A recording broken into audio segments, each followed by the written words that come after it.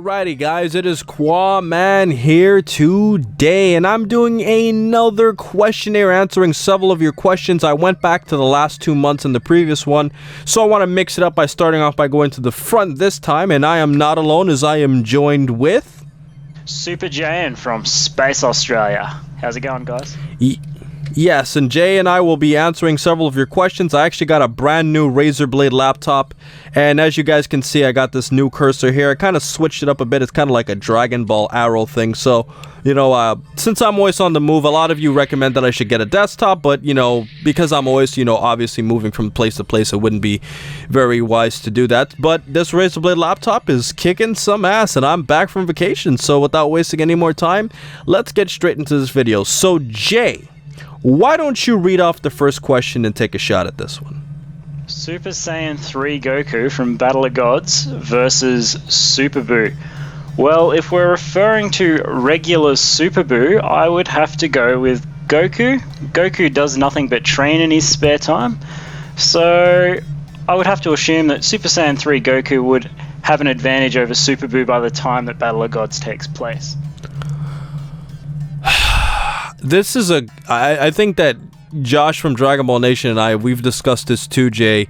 You know, it's kind of hard to really get a good scale because, I mean, Battle of Gods really doesn't take that place much longer after Z, so it's kind of hard to believe that Goku would have gotten that much stronger in that small amount of time. However, I do think that he is, if he's not as close to Super Buu, I definitely think he's a lot closer than we would think. I mean, considering the fact that Goku would have been clearly stronger than Kid Buu by this point, and I do think that Super Buu is stronger than Kid Buu, I'd say that if Super Saiyan 3 Goku from Battle of Gods fought Super Buu, I think he would probably at least hold him off enough. Maybe beat him if he can outsmart him and get off a really strong energy attack. But in terms of raw power, I would still think he would still be a little bit behind, considering the fact that at this point, Goku would have been so much stronger than what he was, but Super Buu was so much stronger than what he was. It's kind of hard to believe Goku would multiply that many times, even if Goku powered up Super Saiyan 3 against Beerus. And you also got to factor in, remember, Ultimate Gohan was stronger than Super Buu in, you know, Dragon Ball Z, and he obviously declined by this point, so we can't really use him as a scale considering the fact that both got, you know, beaten by Beerus pretty badly. So I'm gonna say Goku's probably slightly weaker by this point, but definitely a lot closer. But that's just my guess. There's no real telling because they've never really released anything on powers. Alright, let me take this one. Super Saiyan God, Super Saiyan. Just wait until the end of Dragon Ball Super. Super Saiyan God, Super Saiyan God. Okay. Well, I think this guy's kind of cracking fun, and Jay, we've made this joke before several times off the air.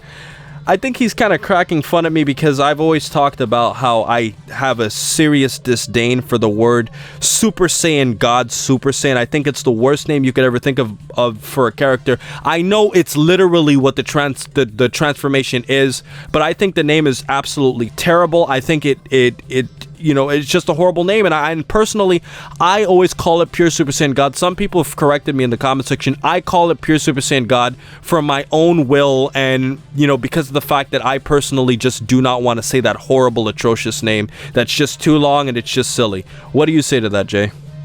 Well, whilst I do understand the reason for the name being called Super Saiyan God Super Saiyan, as Goku explains, it is Super Saiyan with the God power absorbed, so he's just turning Super Saiyan, and the blue hair is an effect of turning Super Saiyan with God Ki absorbed. So whilst it makes sense, I definitely prefer if they had taken something along the lines of Saiyan God for Goku's red-haired form, and then Super Saiyan God for his blue-haired form. So I can agree with you, and I definitely see where you're coming from there. Right. I mean, and a lot of people, I've actually know some of my subs have started using the term pure Super Saiyan God, and I just don't want people to start believing that, you know, that's actually the real term, because I've seen some fights about it, but I personally just don't call it that for the name, guys. But, yeah, I mean, the names are kind of silly. Alright, so let's see here. Who would win in a fight between Super Saiyan 4 Goku and pure Super Saiyan God Goku? Oh, what a coincidence. I just used the term now. And pure Super Saiyan God Goku, and don't bring up that point about continuity, just take GT as a universe where the events of Battle of God never took place. Well, like I said before, I do admit that I always hark back to the continuity thing, because honestly, Josh from Dragon Ball Nation, he cares a lot more about power scaling than I do. I focus more on the information and the creative and theoretical aspects of Dragon Ball Z. Power scaling is important for doing certain videos, but I really don't care who's really stronger because they don't really exist at the same time. But if I had to really give you a good answer here, I'd say that Super Saiyan 4 Goku would be stronger, not because of the fact that, obviously GT would have taken place a lot later on, but when you factor in the case that Goku is fighting against Baby, and when you also factor the way that Goku basically lost to Beerus in Battle of Gods, and when you factor it in Dragon Ball GT, the way Baby beat Goku in that instance, and Goku was significantly stronger in GT than he was in Z, I think that it's kind of comparable to see that if Baby Vegeta could be that strong, it's kind of comparison to a weaker Goku who would have fought Beerus as a Super Saiyan 3. And Josh uses that point to highlight the fact that Super Saiyan 4 Goku, who would obviously be a multiplier above that Super Saiyan 3, would obviously be stronger than what a Super Saiyan God is. But that's just what I think the closest argument is. I've had no other evidence to really support it, but because of the fact that pure Super Saiyan God Goku is actually weaker than Beerus, I would have to go with Super Saiyan 4 Goku for all the reasons I said. What do you say, Jay? I would have to say I try to look at things very black and white in these scenarios, and I try not to overcomplicate things. There is an argument for God being stronger with the fact that there's the whole God Key argument, and we don't know what God Key is exactly, but they say that you can't sense God Key, therefore it's got to be a stronger form of Key. That's never really outright stated. I always lean probably more towards Super Saiyan 4 being stronger, and the reason being is really that Super Saiyan 4 is from a much later time period in the show, so theoretically if they are in the same universe, Super Saiyan 4 takes place well after Battle of Gods and well after Fukkatsu no F, so I would have to go with Super Saiyan 4 just based on the fact that it's so far into the future. And really on top of that, Goku as a Super Saiyan 4 at one stage even absorbs 4 or 5 Saiyans Ki just the same way he does in Battle of Gods, so you could always use that argument. I really see Super Saiyan 4 beating Super Saiyan God or Super Saiyan God Super Saiyan. I don't think either of those two forms could beat Super Saiyan 4 personally. Well, yeah, I mean, and you used the continuity thing, and, honestly, Jay, like, besides the thing that Josh pointed out about scaling the Super Saiyan 3 Goku against Baby and against Beerus, there really is absolutely no evidence to really support which one's stronger. And I've seen, people having these Super Saiyan 4 versus Super Saiyan God debates, and, it's a long fight, but, honestly, there's really never going to be a direct answer unless Toriyama flat out says it, or he says it's the strongest transformation, because if you go by GT, Vegeta specifically said in GT, I finally reached the pinnacle of Saiyan strength and I'm losing to this preposterously strong dragon, and he wouldn't have said that if they existed in the same universe. So it's always going to be a good debate, but that's my reasoning and that's Jay's reasoning.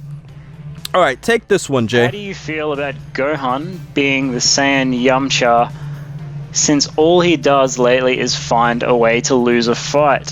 Whoa. How do you feel about Gohan being the Saiyan Yamcha? Well, I don't really have a problem with it, and I may get a bit of hatred from Gohan fans, but I've always felt Gohan was a character that was never a fighter like Goku and Vegeta, and it was always portrayed that way.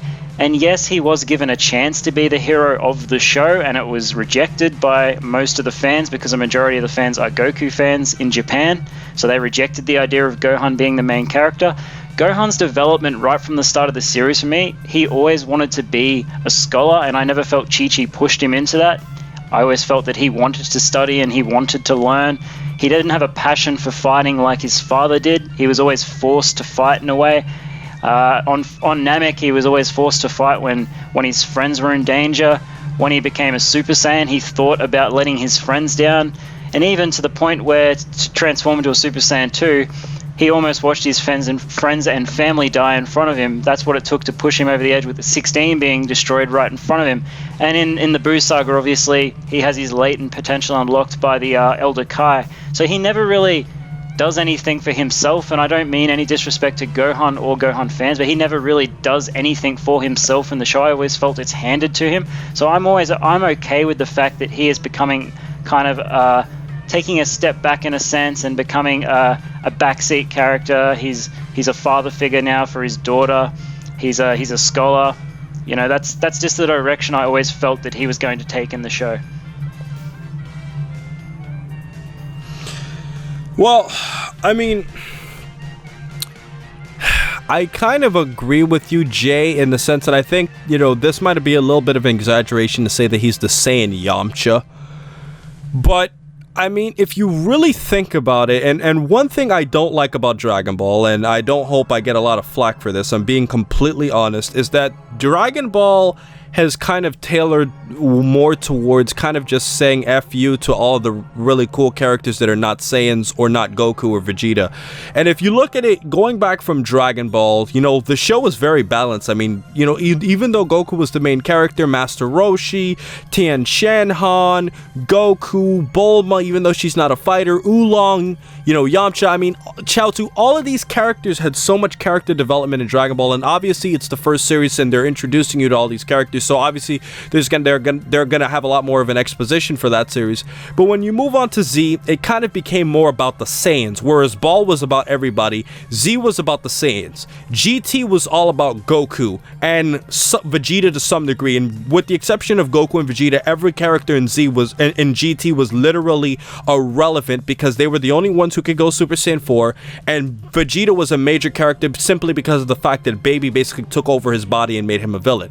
So, and only Goku's the strongest one who could actually beat him. So, I mean, really, if you think about it, going from that premise, and now we have, you know, this pure Super Saiyan God transformations and Fakatsu no F, and we're gonna have Dragon Ball Super. I just don't want them to hark back on that whole thing about, okay, well, it's only limited to certain characters. So with that, I say that Gohan is probably just falling under the same spell that Dragon Ball has done with a lot of its characters. Listen, I personally like Piccolo, but, you know, the show's kind of moved a lot away from him and kind of focused on other characters, and I just want to find, you know, a better balance to give the minor characters some more love, because it's kind of boring when you just keep seeing the same two characters over and over. Even though I love Dragon Ball, I will always love it, it will always be the best show to me, but, you know, quite frankly, I really wish it just balances out its character interaction, and Battle of Gods did a good job with that. But yeah, that's essentially my point there. Okay. Alright, this is a good one. If Frieza can train for 4 months and get so strong, what if Cell did? You may say Frieza got that power quickly, probably due to his race and ethnicity, but Cell does have some of his cells. That's a very, very good question. I've been asked this before on my previous X.FM. I think I did this with Mike. And you gotta think, if in 4 months, Jay, and we've talked about this a lot off the air, he basically went from being weaker than Super Saiyan Goku on Namek. Arguably, when he came back, he was stronger, but he was basically weaker than Goku on Namek and came back surpassing so many spectrums of power. He surpassed the androids, he surpassed every form of cells, he surpassed arguably all the forms of Majin Buu, probably all the forms of Majin Buu by that point.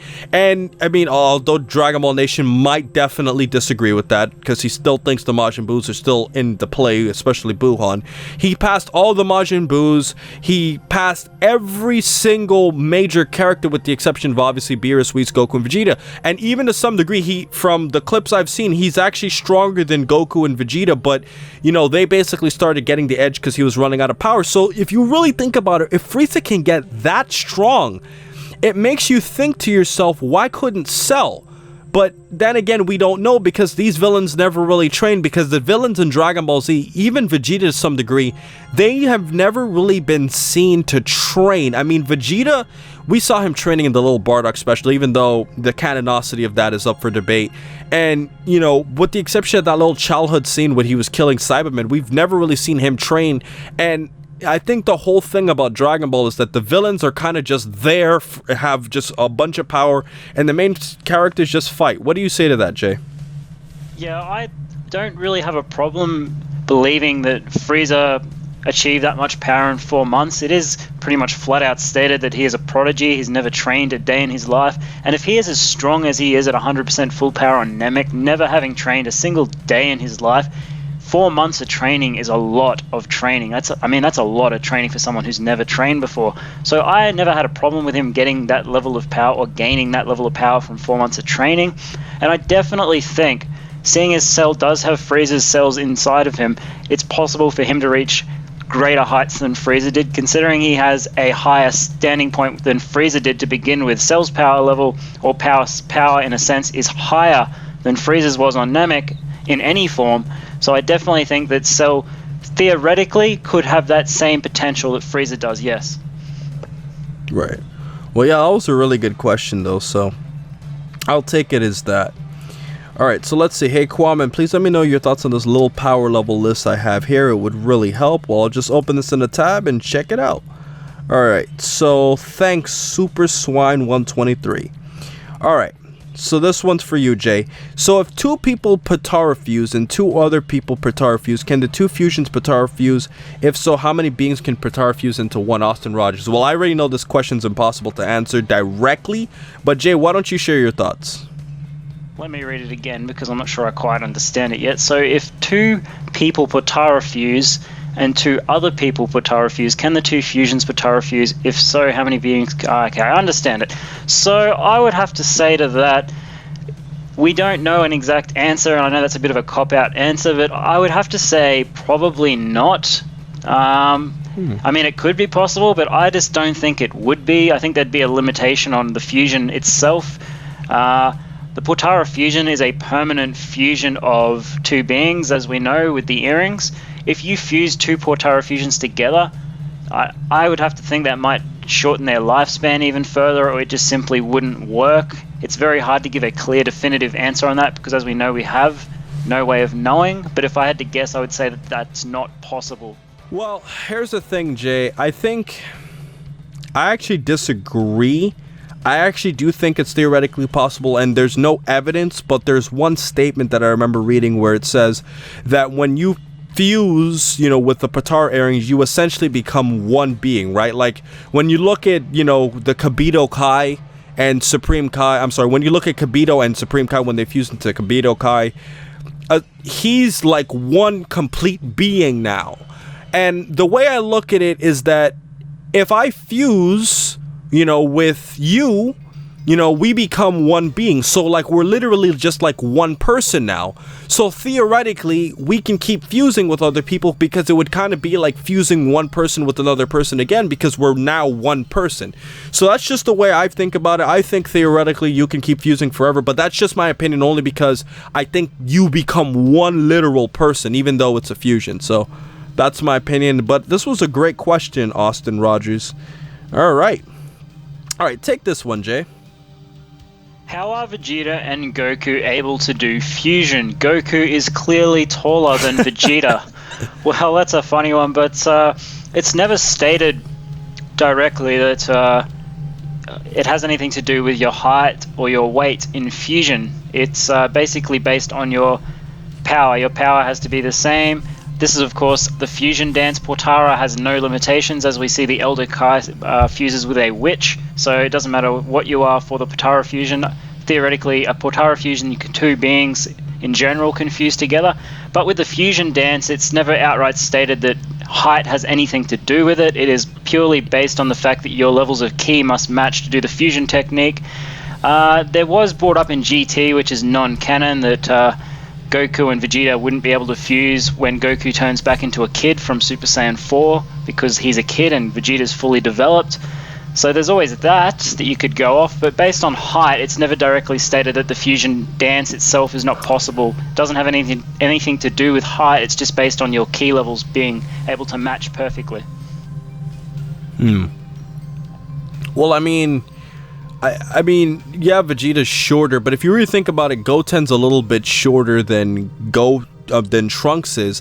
They just said, 2 people with similar size. I'm guessing when they said similar size, Jay, I don't think it was an actual requirement. I look at it more as two people of similar size would probably have a much easier time fusing together. And because Goten and Trunks are around the same size and they're around the same power, it was easier for them to fuse, as opposed to, you know, let's say Goku were to fuse with Piccolo, you know, he would have to, even though Piccolo's, you know, a good amount taller, Goku would have to drastically drop his power level in order to fuse with Piccolo. Actually, you might even make the argument that Piccolo just by himself is probably stronger than Goku in his base form. Some people may disagree with that. I'm not saying he is, but I'm saying, you know, there's definitely a bigger discrepancy in power between Goku and Piccolo when it pertains to actually doing a fusion. But I do think height just helps. I don't think it's a requirement. But good question, Julios. Yeah, I'll just add to that as well. He might be thinking about the fact that they have to connect their fingers during the fusion. With the height differences there, might make it more difficult to completely align the fingers to make the fusion dance work.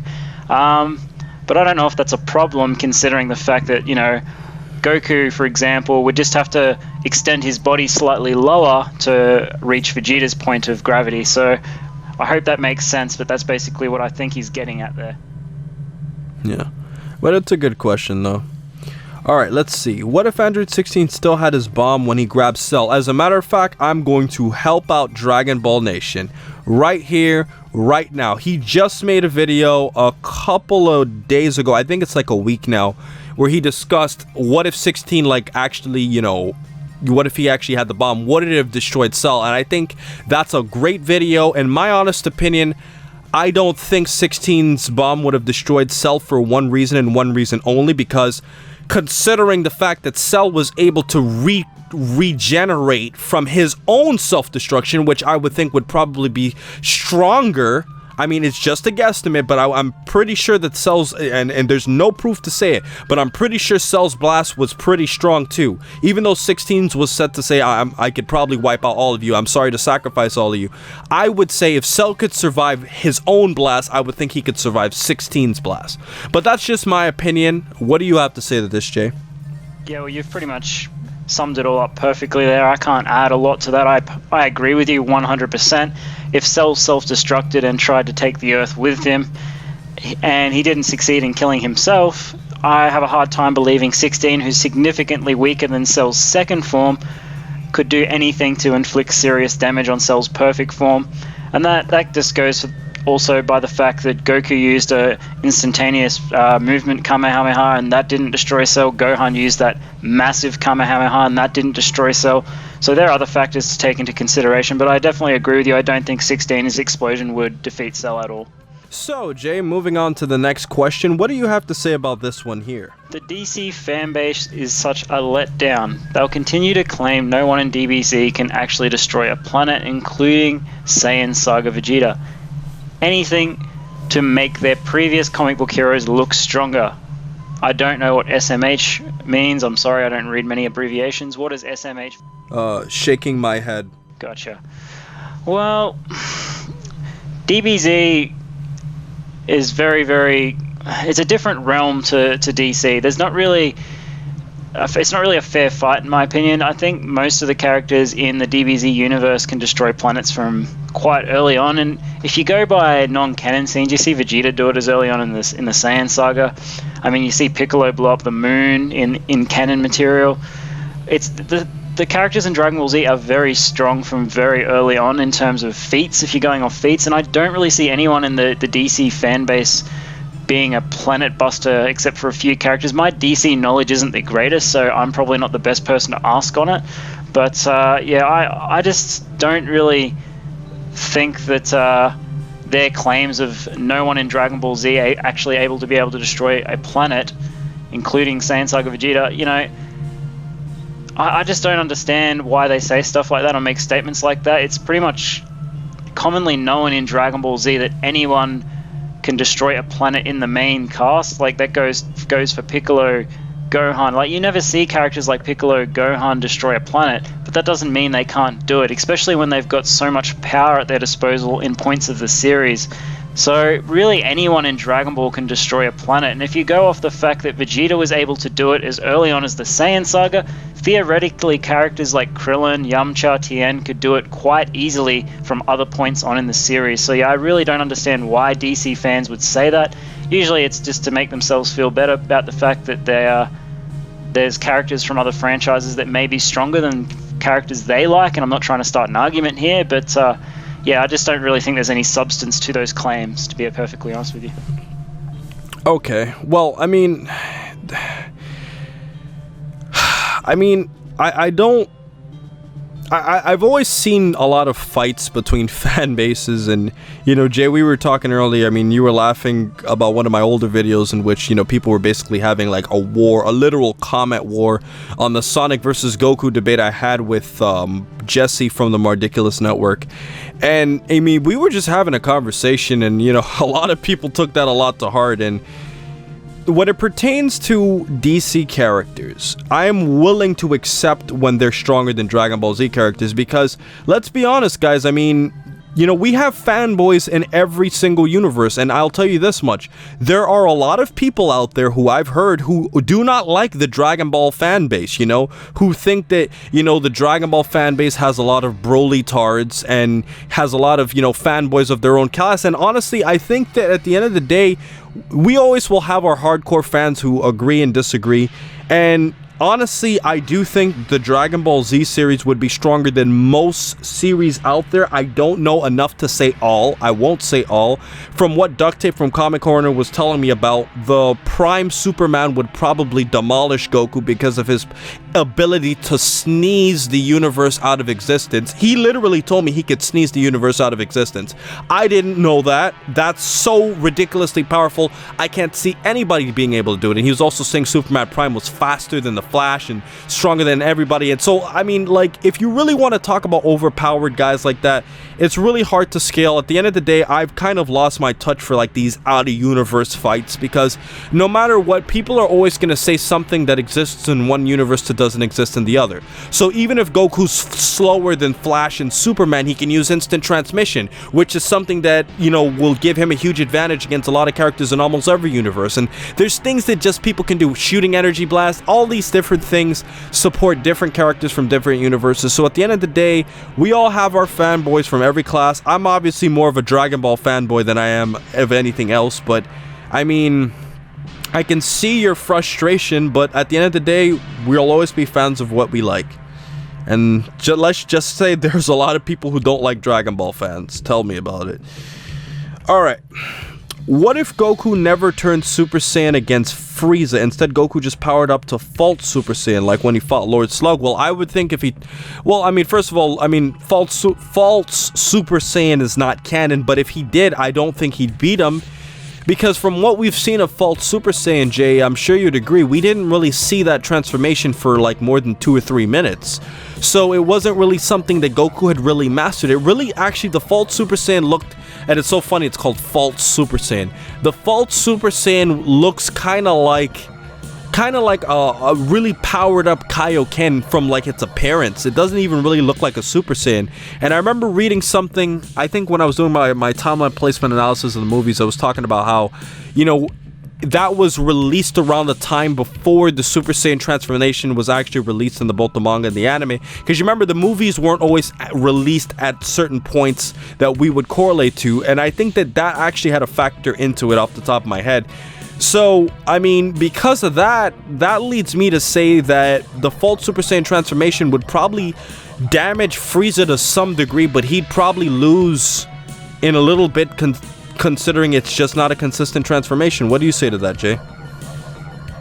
Well, it depends on what power of Frieza we're talking about. Obviously, they're probably alluding to 100% full power Frieza, because that's the form that Super Saiyan Goku ended up fighting. If that's the case, I would have to say he would lose. I agree with you there. But if we're talking about Frieza at 50 or 70% power, you could have a similar scenario to when Goku used Kaioken times 20 against Frieza and damaged Frieza a little bit. But in the long run, I don't see false Super Saiyan being a permanent transformation or one that's going to help him against Frieza. And the quality of opponent that he used false Super Saiyan on, Lord Slug, I don't see Lord Slug being on the same bracket or level of Frieza's power. So yeah, I don't think that false Super Saiyan would really do a whole lot for Goku in a fight against Frieza. I think he would ultimately lose, and lose quite badly. That's my opinion on that one. Okay, so the next question is by Randall Cadet. Why does Tien Shenhan have 3 eyes? Well, I'm 90% sure the reason is because he got it through meditation. I remember reading that somewhere. I don't remember the exact source off the top of my head, but I'm pretty sure it was said that he got that through intense meditation. What do you say to that, Jay? Yeah, I'm pretty sure that I heard that from the same part that you did. He got it through meditation, and really helped to have Geekdom here for that one, actually, because I guarantee you Geekdom would know the answer to that. I'm quite confident that Tien did get that through meditation as well, because he was a member of the Crane School. But yeah, I can't remember, to be perfectly honest with you, but he is a human. I know that. He is an Earthling, so I can tell you that for 100% of a fact. He's an Earthling just like Krillin and Yamcha are. But yeah, I think his 3rd eye was due to meditation. Right, and I do remember reading in one of the Daishenzus that Tien was listed amongst a group of humans when I was doing that whole debate with Blackenfist, Tien versus Krillin, and I remember reading that it said that he was a part of like some a special type of human, but at the end of the day, he's a human, so whichever way you want to slice it, that's essentially how he got his 3 eyes. Alright, so how fast is the instant transmission by Randall Cadet again? Well, I think your question's kind of answered in your question itself. It's instant. I mean, there really isn't much to say. Jay, would you like to mention your whole thoughts on the instantaneous transformation? Yeah, well, instant transmission is a dub error. It's actually instantaneous movement. So instant transmission in the English dub is explained in the wrong way. Goku says that he dematerializes and travels as a mass of light. That's the incorrect statement, because if you go way back to the Saiyan arc, Raditz dodges Piccolo's Makanko Supper or Special Beam Cannon, and then Piccolo states he must be faster than the speed of light to dodge that attack. So that would mean that Raditz's speed is on the same level as Goku's instant transmission, so that straight away tells you that that's a dub error. The correct term is instantaneous movement, which means that it's instant. Goku goes from point A to point B instantly. Theoretically, he's faster than anyone in any universe that you could talk of when he uses instantaneous movement. He is warping from point A to point B. That's the explanation for that one. Right.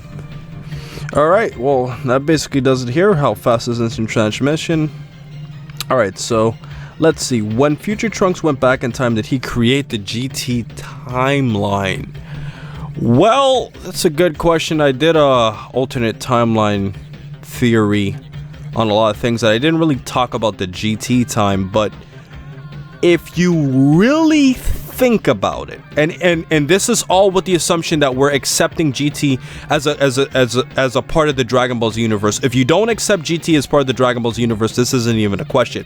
But if you do accept it as a legitimate continuation of what happened at the end of Dragon Ball Z, in a weird radical way, because of the fact that Future Trunks altered the events of the main timeline to go to the point where it would lead to GT, even though he didn't create the GT timeline as itself, he did technically create an alternative that would have led to that because of his actions traveling back in time. So indirectly, because the series went in a different direction as it would have for his time, in an indirect way, Trunks actually kind of did create the GT timeline, but this is, like I said, only if you accept it as a legitimate continuation of Z. What do you say, Jay? Yeah, well, your time travel video really did a good job of explaining how time travel works in Z, and there's not really a lot I can add to that because you summed it up really well.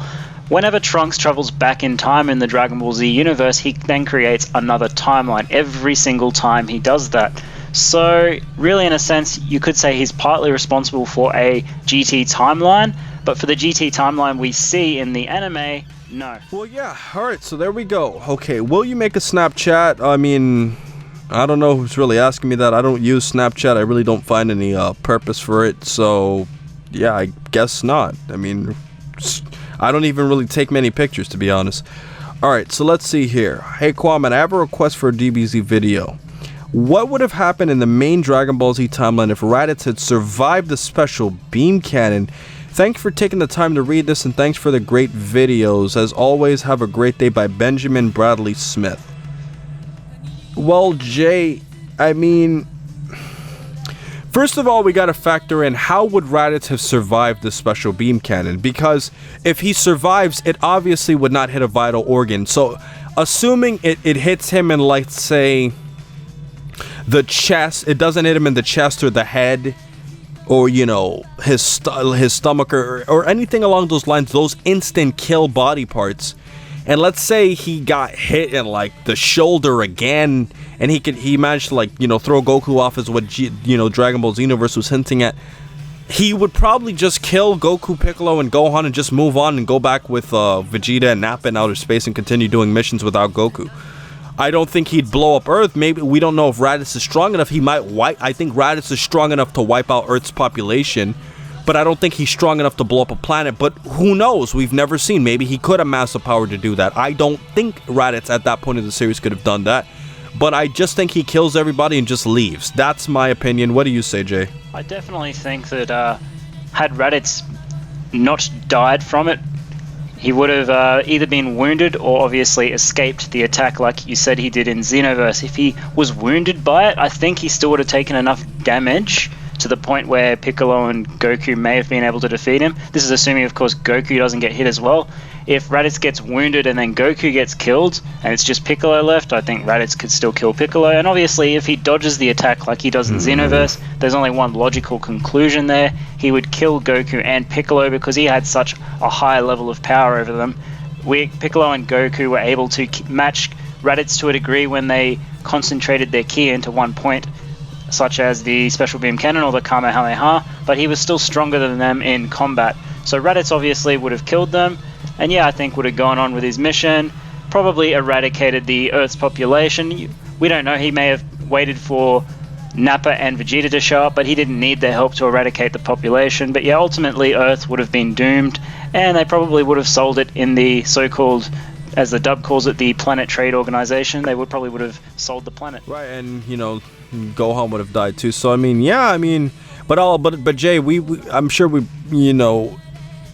would both agree that it kind of depends on where he injures him, because you remember Raditz did get hit by Piccolo's first blast. Remember it like slightly damaged his shoulder. So I mean, depending on where it hits, I mean, like, you know, the shoulder, you know, obviously it hurt him a little bit, but it didn't kill him.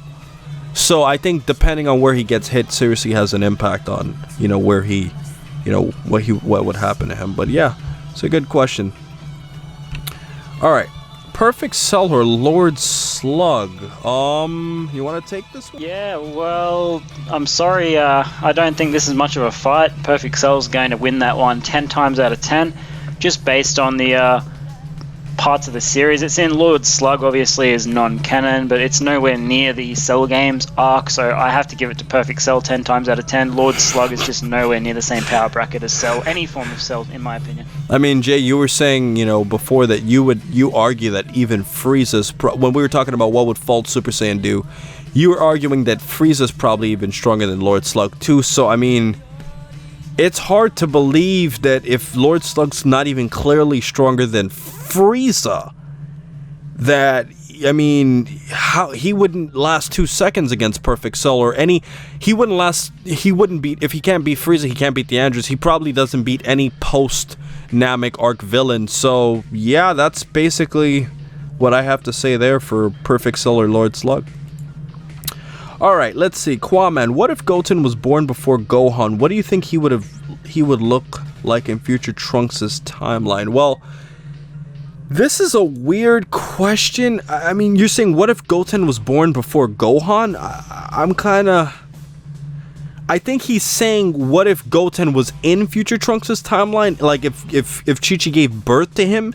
Because it kind of doesn't make sense to say if he was born before Gohan, because if Goten was born before Gohan, they would have still raised Goten like as if he was Gohan. Like, you know, a lot of people have asked me, what if Goten was born first? I've always said, well, he would be called Gohan because the original child was intended to be, you know, the filler obviously named Gohan for a different way because of that little filler episode where we show him being born.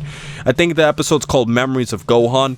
But, I mean, with the exception of that, I mean, Goten would have been raised the same way. You know, Chi-Chi would have raised him, you know, to be a scholar. He probably would have had the same exact lifestyle as Gohan did. The only difference is maybe hidden power. Does Goten have as much hidden power as Gohan? Maybe he doesn't. I personally think he might have, because I still think going Super Saiyan that young has to indicate you have some level of potential hidden power. Blackenfist disagrees, but I mean, we're open for debate. I personally think if he was in future Trunks' timeline, maybe he and Trunks could train a little bit. If you're saying that Goten was born, with baby Trunks right before Goku dies, he has a child, and if Goten was with Trunks, I'm thinking that would increase their chances of winning, and I think it would help, Gohan and Trunks both get stronger. But how much stronger, I don't know, and who would go back in time is another question, but I mean, there's definitely no fusion. What do you say to that, Jay? I think the Goten we know from the Buu arc would obviously be different to the Gohan the Goten being raised in the early parts of Z, but I just feel that Goten would be a little bit different when put in a combat scenario, and the reason I say that is he always seems to show a little more interest in fighting. As for potential, he probably would have more potential, and I agree with you there. If he's able to go Super Saiyan at such a young age, he probably would have more potential. They say that when Goten was conceived, Goku was already a Super Saiyan, and that's why he was able to go Super Saiyan so easily, but that's just a fan theory. I personally believe Goten would be of more use to the Z fighters than Gohan would be, but that's just my opinion. Don't attack me for that, that's just the way I see it. Well, yeah, I mean, Jay, like I said, I think he would have basically been Gohan. He probably would have been called Gohan too, but I mean, at the same time, you're factoring in Goten's personality, but I also want to point out that Goten's personality is in some part due to Chi-Chi too, because you got to remember that Goten grew up in a point of time where, the Earth was peaceful, and because of Goku's death, Gohan even hinted out that, his mom was training Goten, and she changed after Goku had died, and I think that impacts the way Goten lives his life, and even Gohan to some degree. So I think that it's kind of hard to say. His personality is really up for grabs because we don't know how he would behave, but I do think if he was in future Trunks' timeline, I still think it'd be smart for, Trunks to go back in time, considering the fact that it would have been kind of weird if Goten ever did, we don't know what event would play out. That, yeah, but if Goten went back, I mean, people would obviously recognize him unless he, gets a hairdo. And I remember reading, in manga volume 26 of Dragon Ball Z, also volume 42 of the full series, they actually said near the end of the series that Goten got a makeover because people were confusing him with Goku. And you gotta think about it. He looks virtually the exact same way, and Gohan actually looks a lot like Goku too, just with a different hairstyle. So I think if he went back, it would have been kind of weird, so I think he'd help out, but the degree is kind of hard to gauge because there's so many different events that could take place. Yeah, it's a very tough question, and that was just my thoughts on it. I think Goten would probably be a little bit more of a fighter than Gohan was, even though he would have been raised in the same way Gohan was raised. I just think personally he probably would have been a bit more willing to fight than Gohan would, but that's just my opinion. What if all the Z fighters jumped Cell at the Cell games? Well, they did. Well, okay, if you're going by the filler, because in the manga, Gohan didn't get any help when he was fighting Cell with the Kamehameha Clash. If you're saying if they all jumped Cell like before the Kamehameha Clash, like if they fought him like, with Cell just sitting there and like Trunks, Vegeta, and Goku's like, let's just get this guy. At what point, the point of when you're saying they jump him really depends. Are you saying they jump him when Cell's like squeezing Gohan? Are you saying he's gonna jump him, when Goku's fighting him and they see that Goku's kind of wearing down, when Gohan's losing, when Gohan goes Super Saiyan 2? This really honestly depends at the point of time, because the point of time that he does it has a significant impact on the result. What do you say to that, Jay? Well, I think Cell has so much of a gap on all of the Z fighters at that stage except for Gohan and Goku, but even then he's got quite a bit of latitude on them as well. If they all jumped him, it'd really be a matter of time before they all get taken out. I think Gohan and Goku were the only two at the Cell games that could really put up a decent fight against Cell in that arena. Vegeta and Trunks had improved somewhat because they were fighting rather well against the Cell Juniors, and so was Piccolo in the anime. But I really just think that if Cell hits, the likes of Vegeta, Trunks, and Piccolo with a full power attack or even a punch, he's going to incapacitate those sorts of fighters very easily because he has such a large power gap on them. So I really don't see that helping them. And obviously, characters like Krillin, Tien, and Yamcha are going to get taken out even easier than Trunks, Vegeta, and Piccolo. So I really don't see it helping at all. I think Gohan and Goku working together, maybe you might have something there, but I think honestly, the other guys would just be cannon fodder to Cell. Cell would just one-shot the rest of them. So if Goku and Gohan were to fight together as full-power Super Saiyans, maybe they could make it tougher for Cell, but Cell just has too much latitude on the rest of the fighters. That's my opinion. Well, I mean, Jay, to add a lot more support for what you're saying, I mean, you got to factor in, look how easy, even though 16 was slightly, like, startled at the point of time, considering the fact that with the exception of Piccolo and Vegeta, Trunks, Gohan, Goku, and Gohan, Android 16 was basically stronger than all of the other minor Z fighters. So if Cell can basically take out 16 that easily, you know, and you know, Goku, Gohan, and the rest of the gang were basically just, you know, just sitting there and being significantly stronger, there's no way that the you know, the smaller Z fighters like Tien, Krillin, and, you know, Yamcha would have stood, you know, 2 seconds against Cell. So I basically think it's all depending on time, but I think Cell would still probably just, or he could just get mad and blow up the planet. We never know. Cell's really unpredictable, considering he just decided to just blow himself up and, you know, do it. All right, let's see.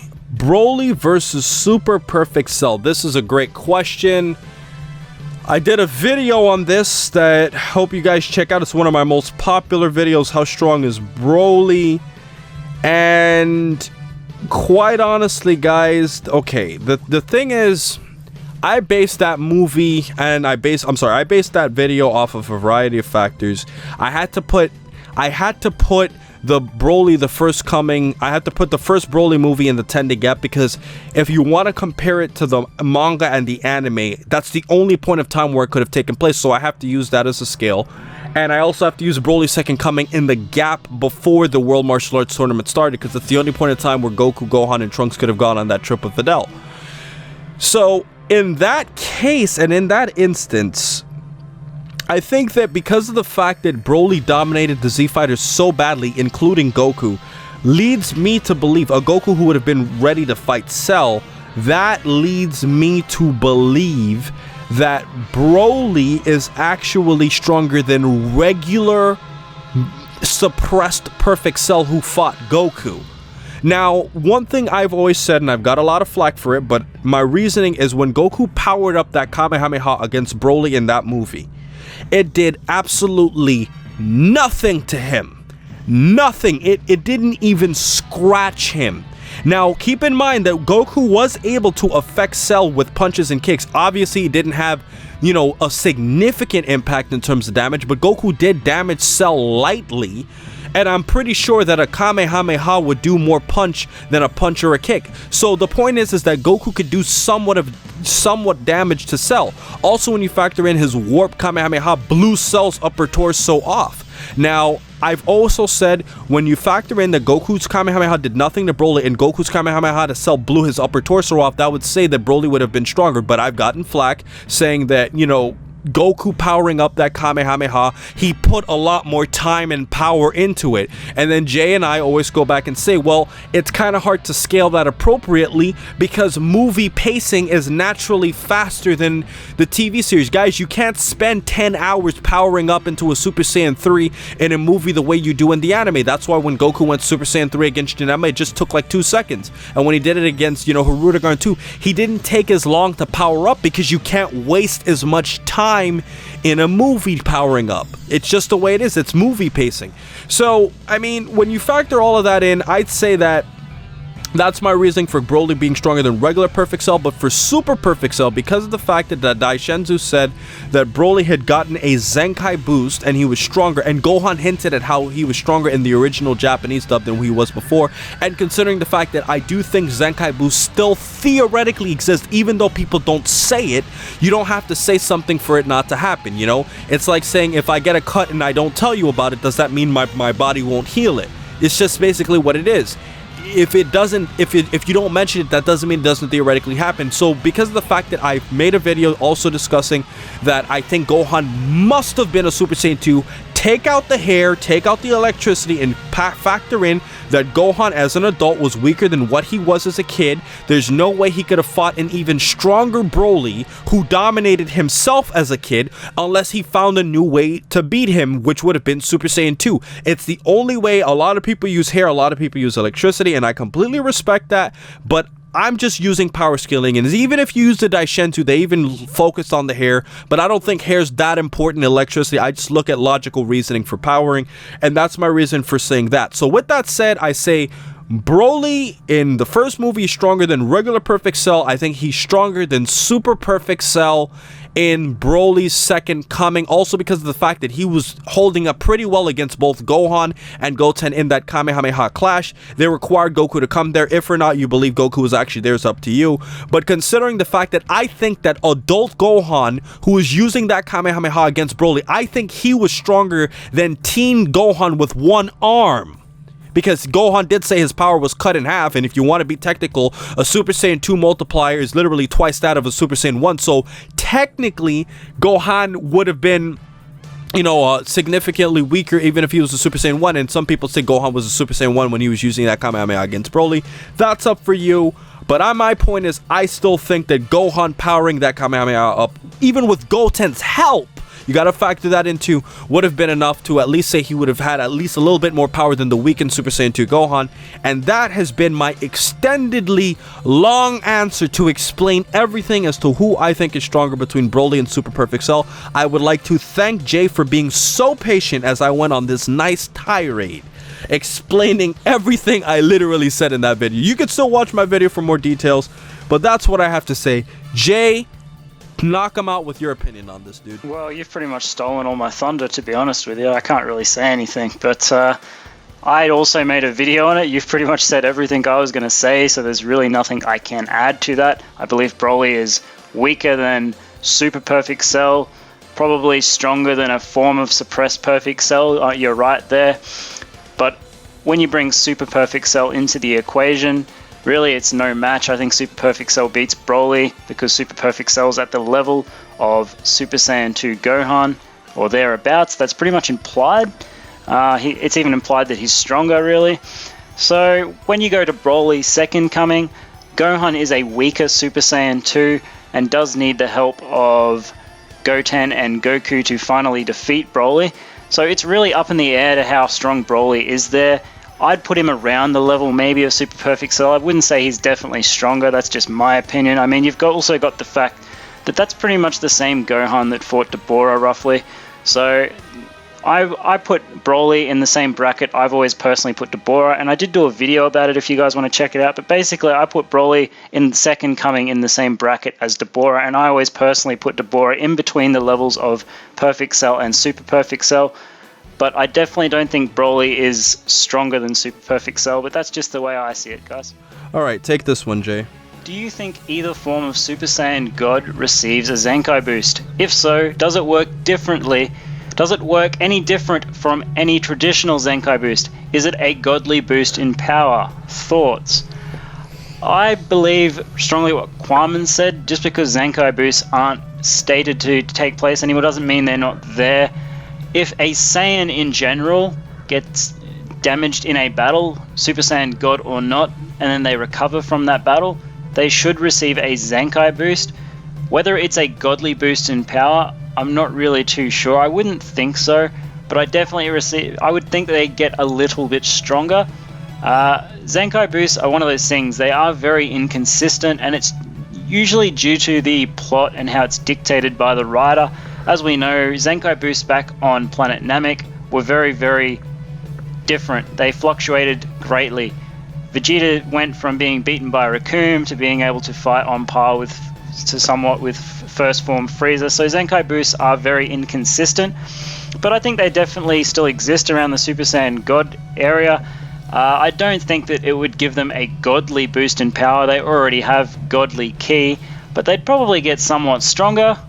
how much stronger, that's really up in the air. What are your thoughts on that, Qaaman? Well, I mean, like I was just saying with the Broly question, I mean, I still think that any Saiyan, regardless of not, always receives a Zenkai boost.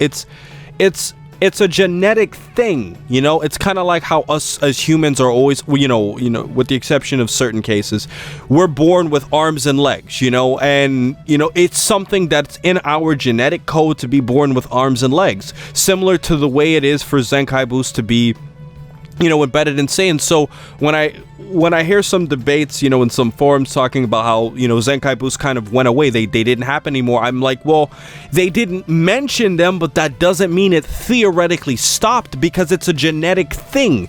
And I've heard some people saying that, you know, well, because they're Super Saiyan, it doesn't happen. There's no evidence to support that. So, since there's no evidence to support that Zenkai boost stopped, even though they were not mentioned, I would still go with the notion that they still theoretically take place, even if people don't mention it. So, that leads me to believe that, yeah, I think Zenkai boost still take place. But this was a great question, Margin, so...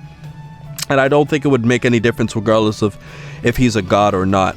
Alright, so let me see this one here. Who's your second favorite Dragon Ball Z character? Well, if you're saying Dragon Ball Z, I'm just going to incorporate the whole Dragon Ball series as a whole. I think that Piccolo actually is not my favorite character in terms of being very specific, even though he's my favorite all-around character. My favorite specific character would actually be Tien Gohan.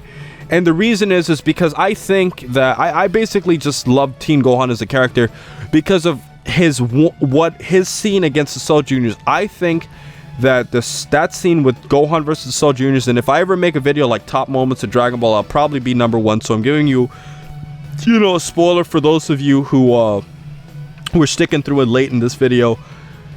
I think that Gohan fighting the Cell Juniors was, excuse me for my French, I'll actually won't curse.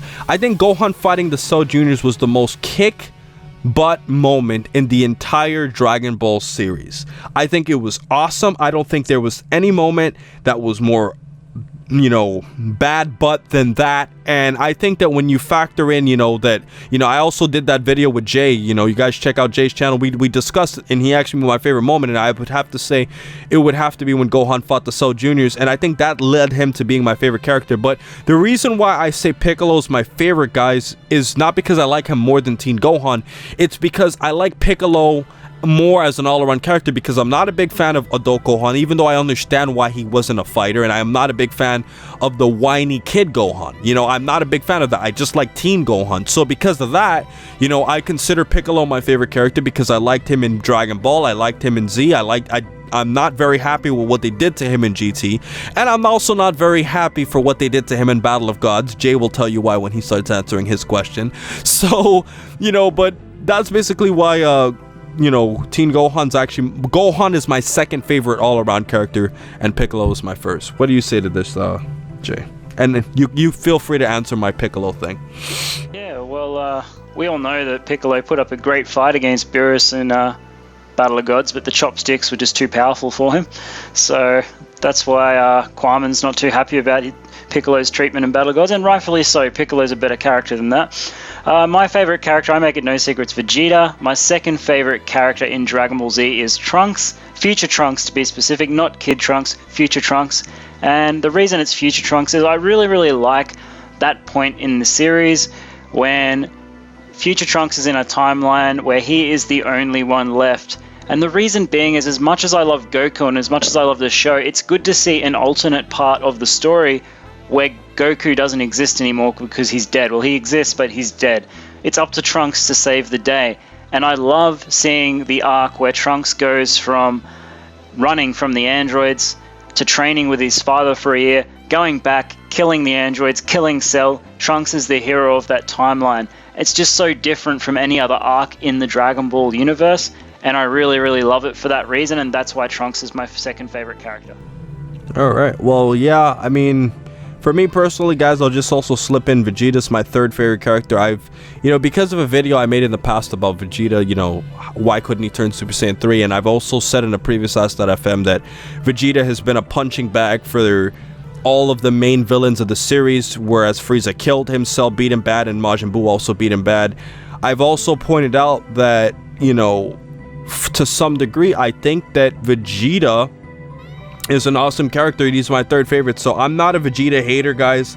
He's my third favorite character. I like him even more than Goku. It's Piccolo, Gohan, then Vegeta. I like Future Trunks as my fourth favorite, and then Goku would close out with my top 5. But if we're talking just Dragon Ball, like the original just Dragon Ball series, not counting the entirety of Dragon Ball, I would say that Goku would have been my second, considering the fact that, you know, Vegeta, Trunks, and Gohan didn't even exist in Dragon Ball. But those are basically my favorite characters. Let's answer these last 2 questions really quickly.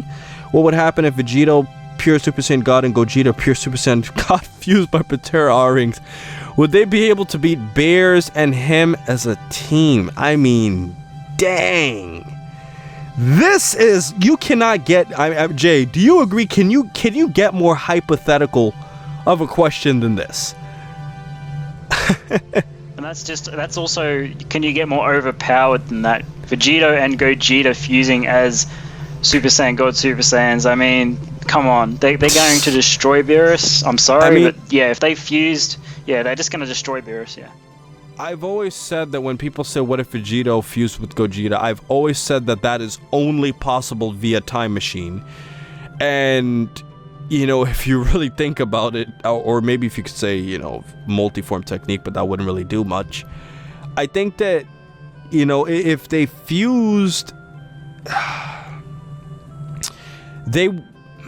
considering how much power that would be, if Goku's a 6, according to Toriyama, and Beerus is a 10, and Whis is a 15, that basically means that if Goku only multiplies his power by 3 times, he's already stronger than Whis, just in terms of power, not counting in skill and technique and all that stuff. So that would lead me to believe that they would probably beat Beerus and Whis, kind of like comparing a human to a cockroach in terms of power, because they would be pure Super Saiyan gods, and there would be fusions, which we've learned a fusion is definitely more than a multiplier of at least 5 times, considering how much stronger Gotenks is than Goten and Trunks individually, as, you know, Goten and Trunks have to equalize their powers. So I would definitely say that, you know, they wouldn't even last, the Beerus and Whis wouldn't last 2 seconds, alright? So that's basically what I gotta say here. And to close out these last 2 questions, Jay, I'll let you do the honors with these final 2.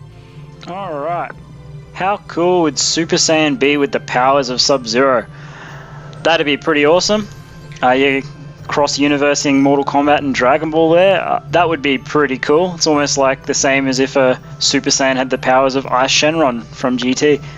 I think it would definitely come in handy with some level of opponents if, theoretically, now let's get real theoretical here. If someone like Ice Shenron can freeze someone like Super Saiyan 4 Goku, who has that level of power, Sub-Zero could probably do the same thing with his powers too.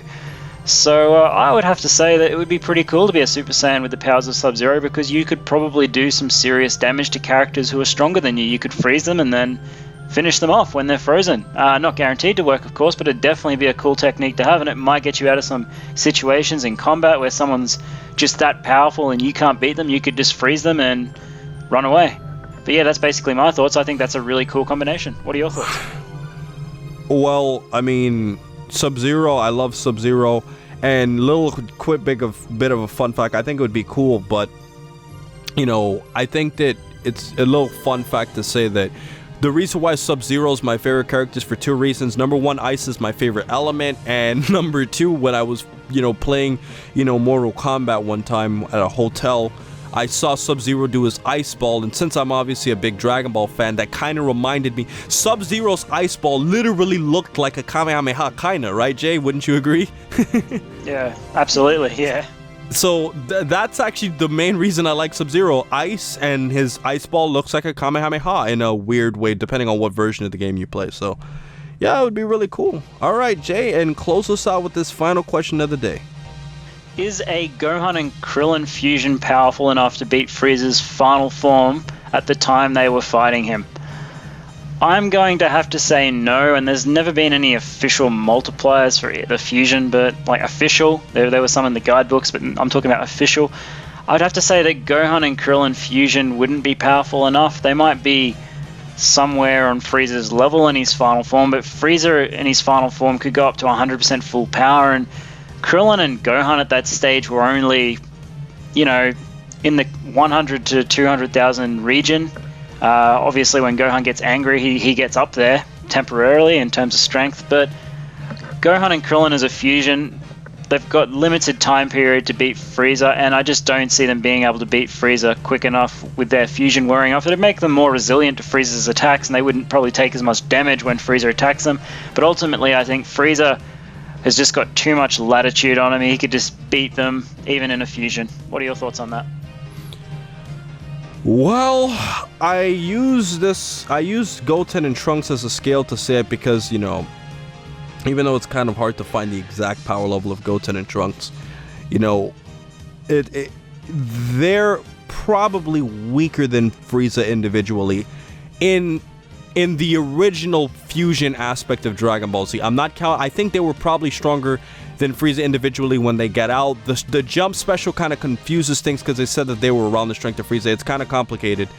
But the point I'm trying to use Goten and Trunks is to say that if they were around Frieza or weaker than Frieza, and they can fuse to be strong enough to take on a character like Majin Buu, basically essentially skipping all of the android arc and getting all the way up into Super Buu in terms of power, that tells you that fusion is so enormous in terms of power that I think that if Gohan and Krillin would fuse, they would beat Superman without... I'm sorry, they would beat Frieza. I don't know why I said Superman.